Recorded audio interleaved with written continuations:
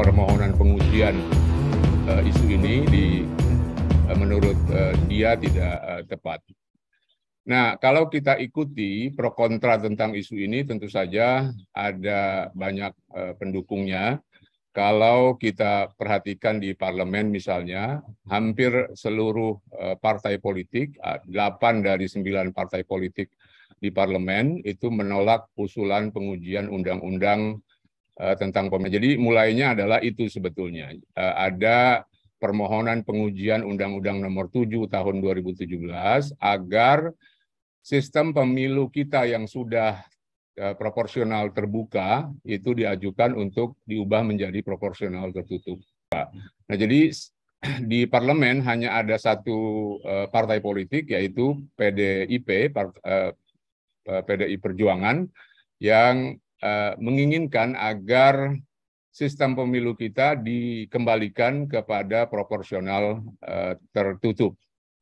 Sepanjang ingatan saya mungkin yang cukup pendek ya dalam kajian kepemiluan, jarang negara yang sudah masuk tahapan pemilu yang modern, yang lebih baik, ya, negara yang maju, memilih kemudian mengubah sistem pemilunya di saat tahapan pemilu berlangsung. Karena indikasi adanya rekayasa kecurangan pemilu adalah dengan modus mengubah sistem di tengah jalan. Sistem proporsional tertutup tidak mendekati prinsip-prinsip konstitusional dalam penyelenggaraan pemilu. Agar rakyat yang berdaulat bisa menentukan siapa representasinya, maka dia harus langsung untuk menentukan itu. Tidak diwakilkan kepada ketua umum partai untuk menentukan siapa yang duduk mewakili mereka.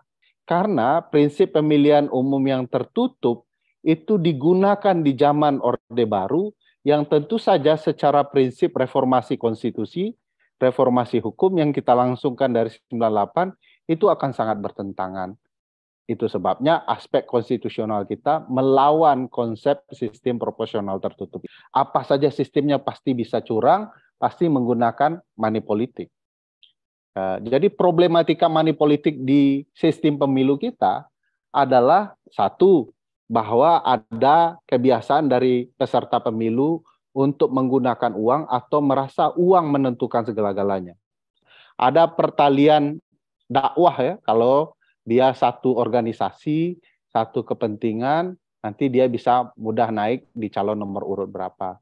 Ada pertalian darah ya, karena dia anak presiden di negara anta berantah, dia langsung loncat jadi calon di daerah tertentu, melewati senior-seniornya yang sudah habis-habisan di partai, lalu bisa terpilih. Yang paling penting itu adalah perda yang keempat, pertalian dana.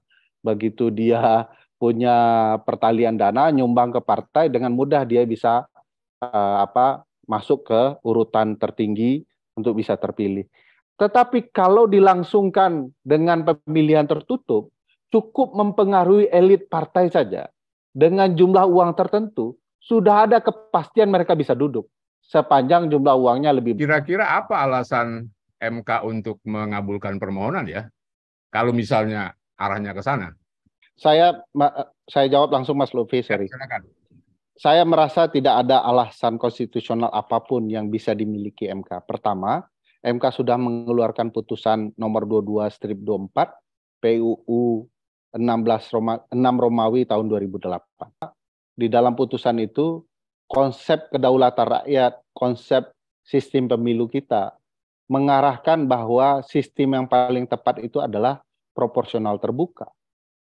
MK sudah menyatakan konstitusionalitasnya. Tidak boleh lagi setelah dinyatakan sebuah sistem konstitusional, lalu tiba-tiba ada tafsir baru. Akan mungkin sungguh merepotkan kalau aturan main diubah ketika tahapan-tahapannya sebetulnya sudah berjalan. Dan kalau saya nggak salah dulu pernah terjadi juga ya, Bang Ferry, sebetulnya waktu mengubah cara penghitungan menjadi suara terbanyak yang bisa dijadikan dasar untuk menghitung berapa kursi yang didapat. Itu kan juga terjadi sebetulnya perubahan di tengah jalan. Sistem pemilu ini kan bagian dari rekayasa politik ya. atau rekayasa sistem pemilu. Jadi ini istilah rekayasa ini konotasinya jelek sekali nih, Mas Lutfi. Padahal itu kan terjemahan langsung dari engineering gitu, dari bahasa Inggris ya. Jadi itu bagian biasa dalam rekayasa sosial juga. Ya, Mas Lutfi, terima kasih banyak kesempatannya dan selamat sore rekan-rekan sekalian. Apakah memang pemilu itu berbiaya tinggi? Kalau kita berkaca di paling tidak pemilu terakhir, melihat besaran dana kampanye yang dilaporkan oleh partai politik kepada KPU, ini yang dilaporkan ya, kita tidak tahu apakah ini sudah mencakup semua penerimaan dan pengeluaran atau tidak gitu. Memang nominalnya cukup besar begitu ya, walaupun saya percaya realitanya jauh lebih besar dari ini. Tapi yang penting dilihat di sini adalah pemilu berbiaya tinggi itu tidak hanya perkara politik uang, tetapi juga atau misalnya soal jual beli suara gitu ya. Tapi ada pengeluaran-pengeluaran yang misalnya kalau kita bisa bagi itu ada pengeluaran yang legal tapi sebenarnya ada opsi lainnya. Kemudian ada juga pengeluaran yang pertanyaannya apakah misalnya iklim demokrasi, kemudian pemerintahan yang lebih bersih itu ya, lebih sehat, itu akan lebih terwujud ketika sistem pemilunya tertutup seperti yang tadi dijelaskan oleh Mas Philip. Kalau saya sebetulnya ragu gitu ya, karena saya melihat bahwa sistem pemilu terbuka atau tertutup ini sama-sama mempunyai kerentanan politik uang. Kemudian di tertutup ya jual beli nomor urut. Sebetulnya sekarang banyak juga ya hasil penelitian, kalau saya tidak salah hasil penelitian Puskapol yang juga menyebut bahwa nomor urut itu di sistem terbuka juga masih berpengaruh secara psikologis pemilih gitu ya. Tetapi ya kalau kita bayangkan di sistem pemilu tertutup di mana nomor urut ini akan sangat menentukan, menjadi penentu gitu ya, caleg terpilih atau tidak, ini kan berarti ya strategis sekali kemudian untuk diperjualbelikan gitu ya.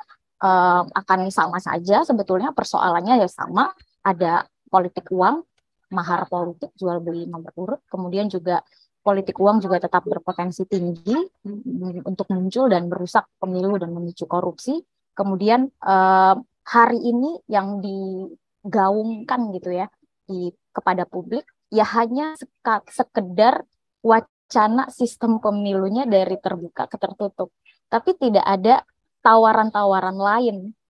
Misalnya bagaimana kita bisa benar-benar meningkatkan demokrasi, bagaimana kita bisa benar-benar mewujudkan partai politik yang tidak absen dari persoalan publik, yang terbuka kepada publik. Meskipun memang konstitusi kita membuka ruang untuk menyimpangi dalam pasal 28Z ayat 2, tetapi pada prinsipnya tidak boleh penyimpangan itu berakibat hanya semata-mata dalam rangka pengakuan serta penghormatan atas nama kebebasan orang lain.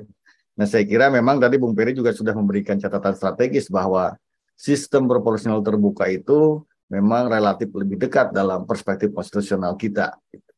Dan yang kedua, barangkali juga kita perlu lihat bersama bahwa di dalam pasal 22E ayat 1 khususnya, bahwa ketika kita berbicara sistem pemilu, mestinya juga senada dengan pemilihan umum itu tersendiri gitu. Kalau kita melihat di sana kan yang dimaksud dengan pemilihan umum termasuk pemilihan anggota DPR, DPD, Presiden, Wakil Presiden, dan DPRD. Bahkan saya kira putusan MK nomor 85 tahun 2022 yang secara langsung mengintegrasikan bahwa pilkada bagian dari pemilihan umum. Bahkan juga saya kira cukup jelas tadi juga Bung Peri memberikan garis tebal bahwa pasal 22E ayat 2 juga mengatakan bahwa yang dipilih itu anggota DPR, anggota DPRD, bukan partai politik. Maka memang ruang secara konstitusional agak susah kalau misalnya MK mencoba melakukan sebuah orkestrasi yang itu pasti ketika terjadi perubahan sistem menjadi tertutup, mungkin akan terjadi turbulensi politik. Bagaimana ruang penolakan dari publik? Karena memang rangkaian konstruksi berpikir konstitusi kita itu lebih dekat dengan proporsional terbuka. Maka sesungguhnya tertutup akan lebih menjauhkan anggota dengan rakyatnya. Jadi udah nanti mungkin nggak perlu reses-reses ngapain itu. Nggak perlu lagi kunjungan-kunjungan ngapain itu. Toh nanti juga ujung-ujungnya partai yang akan dipilih. Dan salah satu indikatornya itu adalah mengurangnya kebebasan sipil, kemudian budaya politik yang menurun gitu. Termasuk juga ada kekhawatiran tentang pemilu gitu kan, pemilu dan kekuasaan. Nah ini beberapa indikator yang kian masih memperkuat bahwa demokrasi kita ini masih dikategorikan sebagai demokrasi yang cacat. Belum demokrasi yang full, belum demokrasi yang benar-benar demokratis. Apalagi nanti ketika ditambah dengan perubahan sistem pemilu yang mengurangi hak-hak masyarakat. Itu yang menjadi kekhawatiran.